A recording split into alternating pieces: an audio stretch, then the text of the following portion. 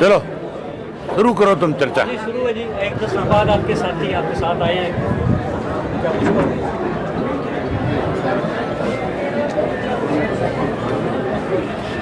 आज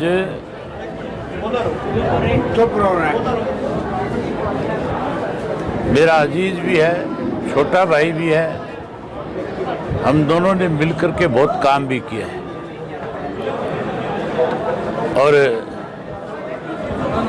कोई छोटी मोटी बात को लेकर के आपस में कोई मतभेद हो गए थे, गलतफहमियां हो जाती हैं। लेकिन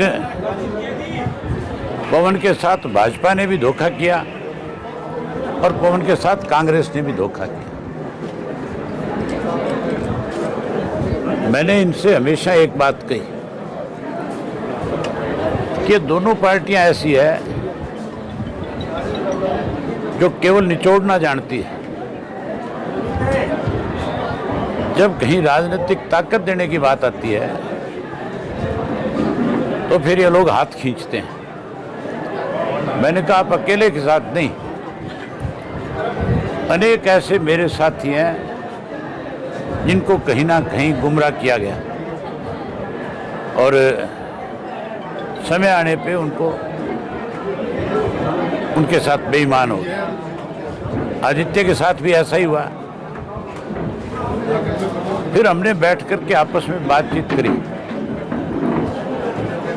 कि हमें ऐसे लोगों को सबक सिखाने के लिए एकजुट होना चाहिए। ये हमारे जिले को लगातार भाजपा वाले भी कांग्रेस वाले कमजोर कर रहे थे और हमें बांट करके कमजोर कर रहे थे। सरसा जिला मजबूत हो, सरसा जिला की सरकार बने, पुराने हिसार जिले में ताकत आए जो लगातार 20 सालों से जिसकी अनदेखी हो रही है। वहाँ बच्चों को रोजगार मिले, वहाँ कारखाने लगे, वहाँ और सुविधाएं प्रदान हो। हमने उसके लिए फैसला किया है कि हम अपने छोटे मोटे मत बुला करके इकट्ठे होंगे और भाजपा और कांग्रेस को दोनों को सत्ता से दूर रखेंगे, सत्ता से बाहर करेंगे। हम सरसा के लोगों की अपनी सरकार बना करके देंगे। हमारी सरकार बनने के बाद हम प्रदेश के साथ भेदभाव नहीं करेंगे। हम पूरे प्रदेश का, जैसे चौधरी ओम प्रकाश चौटाला ने सरकार आपके द्वार के तहत पूरे प्रदेश भर में समान विकास कराया था, उसी तरह से विकास करेंगे। लेकिन जो पिछड़े जिले हैं जिनकी अनदेखी हुई है वहाँ और ज़्यादा महत्व देंगे, उनको और ज़्यादा ऊपर उठाने का काम करेंगे। अब हम मिल कर के इस प्रदेश में अपनी सरकार बनाएंगे और पवन की जिम्मेवारी रखूंगा कि मेरी गैरहाजिरी में इलाहाबाद हल्के में इस चुनाव की कमान को मजबूती के साथ आगे लेकर के बढ़े। 3 बार विधायक का चुनाव लड़ा, अभी आपने विधायक जैसी पावर देने की मेरी जगह ही संभालेंगे।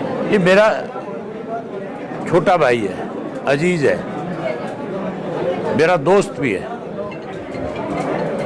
और इसने जहाँ भी रहा ईमानदारी से काम किया। मैं बहुत करीबी से जानता हूँ, आगे भी ये लोगों की सेवा बढ़िया करेगा। आपके संपर्क में अभी आए थे या इस ज्वाइनिंग के लिए?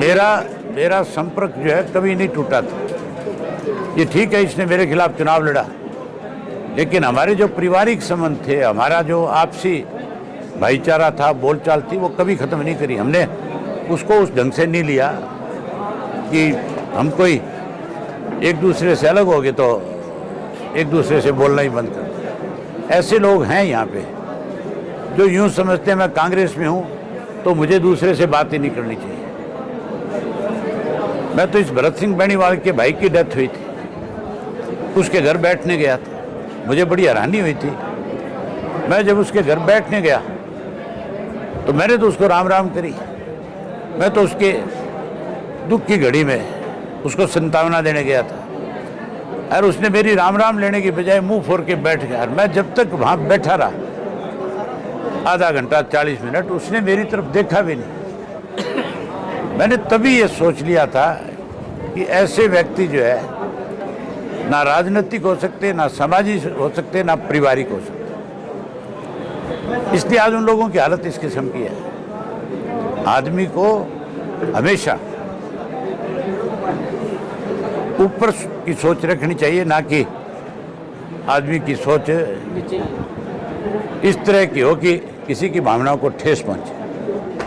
राजनीतिक व्यक्ति का काम है, मैं जब तक चुनाव लड़ता हूं, जो मुझे वोट नहीं देता तब तक तो चलो एक अलग बात है उसके साथ, लेकिन जब मैं विधायक बन जाता हूं तो मैं गांव का जब विकास कराता हूं, काम कराता हूं,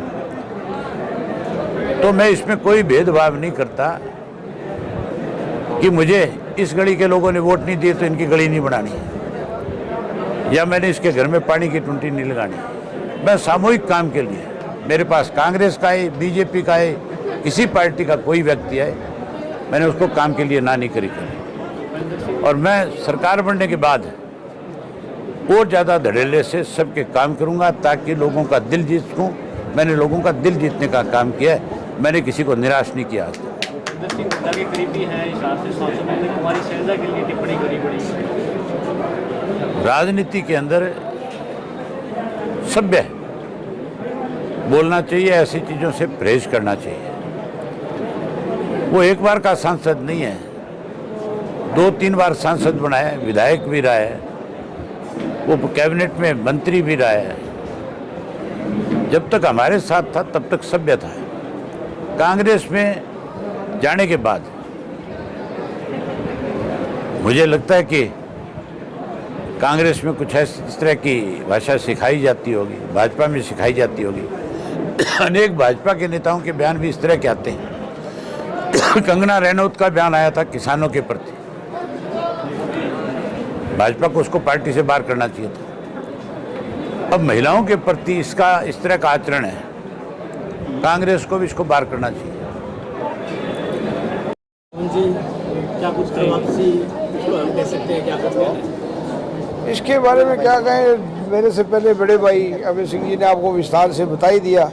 एक परिवार था और एक परिवार है, आपस में छोटा मोटा कोई मतभेद हो जाते हैं, उसके कारण मैंने 2 बारी इनके खिलाफ 3 बारी इलेक्शन भी लड़े, लेकिन वो सब बातें भूल के आज के वक्त की नज़ाकत को देखते हुए, वक्त की ज़रूरत को देखते हुए, संस्था की शान के लिए, एरिया की शान के लिए आपस में हमारे मतभेद इतने भी कभी नहीं थे।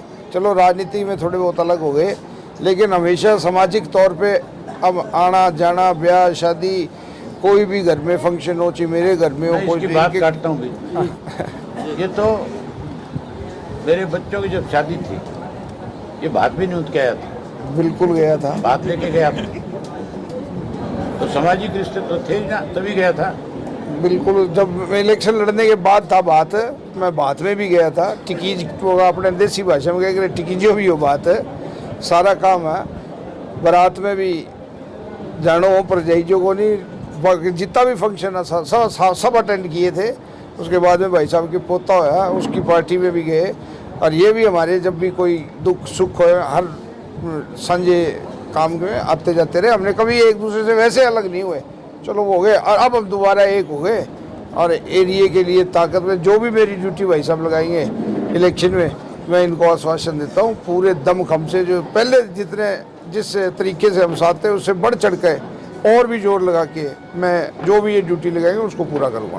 कल की मीटिंग में कान के ऑपरेशन का जिक्र काफ़ी हुआ था, सोशल मीडिया पे वायरल हो रहा है। बिल्कुल बिल्कुल, आपको पता, देखो हमारे में आदत नहीं है पीठ में किसी के छुरा घोंपना या धोखा देना। साथ चल के नीचे नीचे इसका काम कर दो। पिछली दफ़ा जब मैं इलेक्शन लड़ा था तो सन 21 में, वो भी कांग्रेस में था, लेकिन उसके कान का ऑपरेशन हो गया था। तो लोगों का कहने का यही मतलब है, इसके दूसरे कान का भी ऑपरेशन कर दो, भी अब की बार इसका इलाज कर दो। जो न्यूनतो गाले करे नहीं, आपने 21 गाले, आप 51 गाला तो वो दुगनों गालांगा। अब गला न्यूनतो और शरेआम गालांगा, बहुत पीठ पीछे धोखो दे, धोखेबाजा की तरह कौन दे, शरेआम देगा, जो भी करेंगे शरेआम।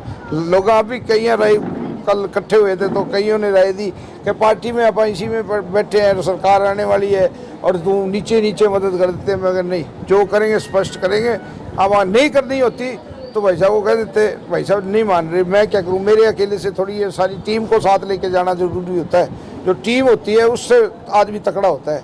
लेकिन सबने बात मानी मेरी, बोले सबने कहा बिल्कुल भाई साहब के साथ दो तो खुल के दो, और खुल के साथ दे रहे हैं हमने, और पक्का इलाज करेंगे। कान को घूमड़ो फोड़ के रहना, फोड़ देंगे। चलो ठीक है। ठीक है।